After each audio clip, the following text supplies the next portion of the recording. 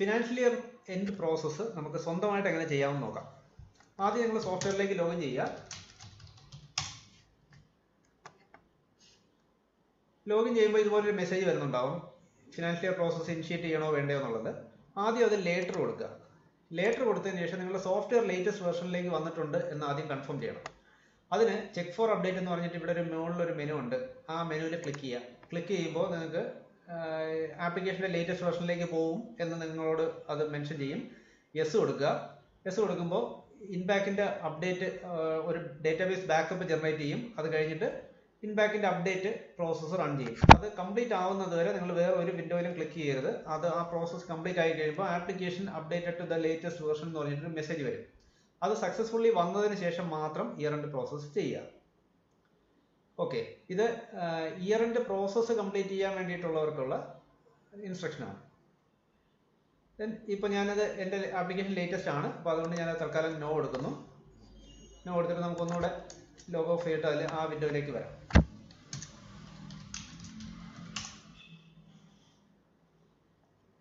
ഈ വിൻഡോയിൽ വന്നു. ഈ വിൻഡോയിൽ വന്നു കഴിയുമ്പോൾ നിങ്ങളുടെ എല്ലാ ട്രാൻസാക്ഷനും കറണ്ട് ഫിനാൻഷ്യൽ ഇയറിലുള്ള എല്ലാ ട്രാൻസാക്ഷനും കംപ്ലീറ്റ് ചെയ്തിട്ടുണ്ടെങ്കിൽ മാത്രം യെസ് കൊടുക്കുക. ഇല്ലെങ്കിൽ ലേറ്റർ കൊടുത്തിട്ട് നിങ്ങളുടെ പെൻഡിങ് ട്രാൻസാക്ഷൻസ് ആദ്യം കംപ്ലീറ്റ് ചെയ്യുക.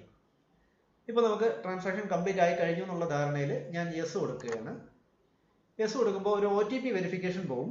ഇത് സാധാരണ ഓണറിൻ്റെ നമ്പറിലായിരിക്കും ഈ ആപ്ലിക്കേഷൻ രജിസ്റ്റർ ചെയ്തിട്ടുണ്ടാവുക. അപ്പോൾ ഓണറിൻ്റെ നമ്പറിൽ ഒരു OTP വന്നിട്ടുണ്ടാവും. ഇല്ലെങ്കിൽ രജിസ്റ്റേർഡ് മൊബൈൽ നമ്പർ ഏതാണോ അതിൽ. അപ്പോൾ അതിലുള്ള OTP ഞാനിപ്പോൾ എൻ്റർ ചെയ്ത് കൊടുക്കുകയാണ്. എൻ്റർ ചെയ്ത് കൊടുത്തിട്ട് സബ്മിറ്റ് ബട്ടൺ പ്രസ് ചെയ്യുമ്പോൾ ഒരു പുതിയ വിൻഡോ ഓപ്പൺ ആയി വരും.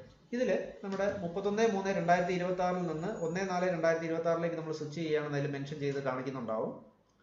നമുക്ക് രണ്ട് പ്രോസസ്സാണ് ആക്ച്വലി ഉള്ളത്. ഒന്ന് നമുക്ക് proper year end process, then നമുക്ക് നമ്പർ റീസെറ്റ് മാത്രം വേണമെങ്കിലും ചെയ്യാം. അപ്പോൾ ഇതിൽ ആദ്യം ഞാൻ നമ്പർ റീസെറ്റിൻ്റെ കാര്യം പറയാം. നമ്പർ മാത്രം നമുക്ക് റീസെറ്റ് ചെയ്തുകൊണ്ട് ഫിനാൻഷ്യൽ ഇയർ കണ്ടിന്യൂ ചെയ്യണമെന്നുണ്ടെങ്കിൽ continue with the same database, ഒരേ ഡേറ്റാബേസ് തന്നെ നമ്മുടെ ഡേറ്റാസ് എല്ലാം അതേ ഡേറ്റാബേസിൽ തന്നെ നിർത്തിക്കൊണ്ട് നമുക്ക് നമ്പർ മാത്രം റീസെറ്റ് ചെയ്യാനുള്ള ഓപ്ഷനാണിത്. ഇതിൻ്റെ അഡ്വാൻറ്റേജ് എന്താണെന്ന് വെച്ചാൽ കഴിഞ്ഞ വർഷത്തെ ഫിനാൻഷ്യൽ ഇയർ ഡേറ്റ ഫുള്ള് നമുക്ക് ഈ ഡേറ്റാബേസിൽ തന്നെ വ്യൂ ചെയ്യാനും പറ്റും. എന്നാൽ പുതിയ ഫിനാൻഷ്യൽ ഇയറിലേക്കുള്ള നമ്പർ മാത്രം നമ്മൾ റീസെറ്റ് ചെയ്യാനും പറ്റും. അപ്പോൾ ഇത് ഇപ്പോൾ ഇവിടെ കാണിച്ചിരിക്കുന്ന നമ്പേഴ്സ് സാമ്പിൾ ആണ്. അപ്പോൾ അതുകൊണ്ട് 2024, 25 മുതൽ 25, 26 എന്നാണ് അതിൽ കാണിച്ചിരിക്കുന്നത്. പക്ഷേ നിങ്ങൾ ചെയ്യുന്ന സമയത്ത് നിങ്ങളുടെ കറണ്ട് ഫിനാൻഷ്യൽ ഇയറിലേക്കായിരിക്കും നമ്പർ റീസെറ്റ് ആയി വരിക. അപ്പോൾ ഇത് ചെയ്യേണ്ടത് ഈ ടിക്ക് പ്രസ് ചെയ്യുക, എക്സിക്യൂട്ട് എപ്പ് പ്രസ് ചെയ്യുക. ഈ പ്രോസസ്സ് മാത്രമേ ഉള്ളൂ. ഇത്രയും ചെയ്ത് കഴിയുമ്പോൾ ഓട്ടോമാറ്റിക്കായിട്ട് നിങ്ങളുടെ കറണ്ട് ഫിനാൻഷ്യൽ ഇയറിലുള്ള നമ്പേഴ്സ് എല്ലാം പുതിയ ഫിനാൻഷ്യൽ ഇയറിലേക്ക് റീസെറ്റ് ആയി അതിൻ്റെ സഫിക്സ് ഇയർ സഫിക്സ് 26, 27 എന്ന് പറഞ്ഞ് വന്നിട്ടുണ്ടാവും. നമ്പേഴ്സ് എല്ലാം 1 ആയിട്ടുണ്ടാവും. ഇത് ചെയ്ത് കഴിഞ്ഞിട്ട് നിങ്ങൾ ഈ വിൻഡോ ക്ലോസ് ചെയ്യുക. ക്ലോസ് ചെയ്തിട്ട് ആസ് ഇറ്റ് ഈസ് നിങ്ങൾ യൂഷ്വലി ആപ്ലിക്കേഷൻ വർക്ക് ചെയ്യുന്ന പോലെ നിങ്ങൾക്ക് വർക്ക് ചെയ്യാം. പുതിയ സെയിൽ എടുക്കുമ്പോഴും പർച്ചേസ് എടുക്കുമ്പോഴും ഒക്കെ നമ്പർ 1 ആയിട്ടുള്ളത് നിങ്ങൾക്ക് കാണാൻ പറ്റും. അതിൽ തന്നെ കണ്ടിന്യൂ ചെയ്യാം. പഴയ ഡേറ്റാസ് എല്ലാം അതിൽ തന്നെ വ്യൂ ചെയ്യാനും പറ്റും. ഇനി ഫുൾ ഇയർ എൻഡ് പ്രോസസ്സ്, അതായത് നമുക്ക് ഡേറ്റാബേസ് സെപ്പറേറ്റ് ചെയ്തുകൊണ്ട് ഇയർ എൻഡ് പ്രോസസ്സ് ചെയ്യണമെന്നുണ്ടെങ്കിൽ ഈ ഗ്രീൻ പാർട്ടിലേക്കാണ് വരേണ്ടത്. ഇവിടെ രണ്ട് സെക്ഷനാണുള്ളത്. ഒന്ന് നമുക്ക് സ്റ്റോക്ക് ട്രാൻസ്ഫറും ഒന്ന് അക്കൗണ്ട് ട്രാൻസ്ഫറും. ഈ സ്റ്റോക്ക് ട്രാൻസ്ഫറിൽ നമുക്ക് ഡിഫോൾട്ടായിട്ട് നമുക്ക് സ്റ്റോക്കും ട്രാൻസ്ഫർ ചെയ്യണം, അക്കൗണ്ട്സും ട്രാൻസ്ഫർ ചെയ്യണം എന്നുള്ള ഓപ്ഷൻ ആയിരിക്കും സെലക്ട് ആയി കിടക്കുന്നത്. ഇപ്പോൾ സ്റ്റോക്ക് ട്രാൻസ്ഫർ ചെയ്യുന്നതിൻ്റെ കൂടെ നെഗറ്റീവ് സ്റ്റോക്ക് വന്നിട്ടുണ്ടെങ്കിൽ, ഇപ്പോൾ ചിലപ്പോൾ നമ്മുടെ ചില എന്തെങ്കിലും ട്രാൻസാക്ഷൻ ചെയ്ത സമയത്ത് ഐറ്റംസ് എല്ലാം മാറിപ്പോയിട്ടുണ്ടെങ്കിൽ ചില ഐറ്റംസ് നെഗറ്റീവ് സ്റ്റോക്കിൽ കിടക്കാം. അത് ഉൾപ്പെടെ ട്രാൻസ്ഫർ ചെയ്യണമെന്നുണ്ടെങ്കിൽ മാത്രം നമ്മൾ ഈ ടിക്കും കൂടെ കൊടുക്കുക. ഇല്ലെങ്കിൽ ഇത് മാത്രം ടിക്ക് ചെയ്തിട്ട് കണ്ടിന്യൂ ചെയ്യുക. ദെൻ അക്കൗണ്ട്സ് ട്രാൻസ്ഫറിലും അത് തന്നെയാണ് ചെയ്യുന്നത്. കറണ്ട് ഫിനാൻഷ്യൽ ഇയറിലുള്ള എല്ലാ അക്കൗണ്ട്സിൻ്റെ ക്ലോസിംഗ് ബാലൻസുകളും പുതിയ ഫിനാൻഷ്യൽ ഇയറിലുള്ള ഡേറ്റാബേസിലേക്ക് ഓപ്പണിംഗ് ബാലൻസ് ആയിട്ട് മാറും. മുകളിൽ സ്റ്റോക്കിൽ കറണ്ട് ഫിനാൻഷ്യൽ ഇയറിലുള്ള ക്ലോസിംഗ് സ്റ്റോക്കുകളെല്ലാം പുതിയ ഫിനാൻഷ്യൽ ഇയറിലുള്ള ഓപ്പണിംഗ് സ്റ്റോക്കായി മാറും.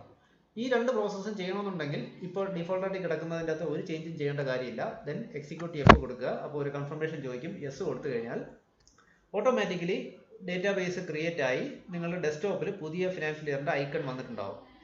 പിന്നെ തൊട്ടുള്ള ബില്ല് നമ്മൾ എൻ്റർ ചെയ്യേണ്ടത് ആ പുതിയ ഐക്കൺ സെലക്ട് ചെയ്തുകൊണ്ട് വേണം എൻ്റർ ചെയ്യാൻ. അപ്പോൾ പഴയ ഫിനാൻഷ്യൽ ഇയറിൻ്റെ ഐക്കൺ സെപ്പറേറ്റ് ആയിട്ട് അവിടെ ഉണ്ടാവും. പഴയതൊക്കെ വ്യൂ ചെയ്യണമെങ്കിലോ പഴയതിൽ എന്തെങ്കിലും മോഡിഫിക്കേഷൻ ഒക്കെ ചെയ്യണമെങ്കിലോ അതിൽ കയറി ചെയ്യുക.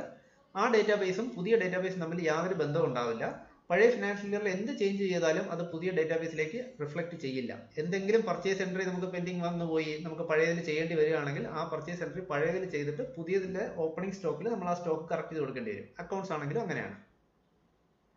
ഇനി അക്കൗണ്ട്സ് മോഡ്യൂൾ എടുത്തിട്ടില്ല, ഫിനാൻഷ്യൽ അക്കൗണ്ടിങ് മോഡ്യൂൾ എടുത്തിട്ടില്ല. അല്ലെങ്കിൽ അക്കൗണ്ട്സ് പ്രോപ്പറായിട്ട് നമ്മൾ സോഫ്റ്റ്വെയറിൽ മെയിൻറ്റെയിൻ ചെയ്യുന്നില്ല, അത് മാനുവലി ആണ് മെയിൻറ്റെയിൻ ചെയ്യുന്നതെങ്കിൽ ഈ ഓപ്ഷൻ സെലക്ട് ചെയ്യുക. Don't transfer account balances. ഈ ഓപ്ഷൻ ചൂസ് ചെയ്ത് കഴിഞ്ഞാൽ അക്കൗണ്ട് ബാലൻസ് ഫുള്ള് 0 ആയിട്ടായിരിക്കും അടുത്ത പുതിയ ഡേറ്റാബേസിലേക്ക് വരുന്നത്. അതുപോലെ നിങ്ങൾക്ക് ഇൻ കേസ് നിങ്ങളുടെ സ്റ്റോക്ക് മുഴുവൻ തെറ്റിക്കിടക്കുകയാണ്, പല തവണയായിട്ട് പല ട്രാൻസാക്ഷൻ ചെയ്തതിൻ്റെ മിസ്റ്റേക്ക് കൊണ്ട് സ്റ്റോക്ക് തെറ്റിപ്പോയി.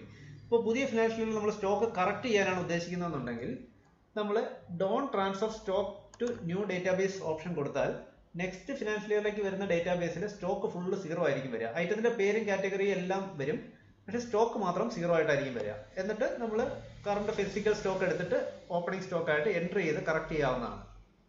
ഇതാണ് യൂഷ്വലി ഇയർ എൻഡ് പ്രോസസ്സ് ചെയ്യുമ്പോൾ ചെയ്യേണ്ടത്.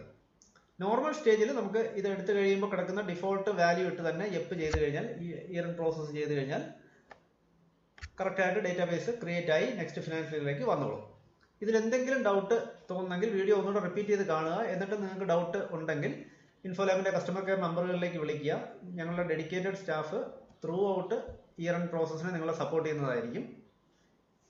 Thank you.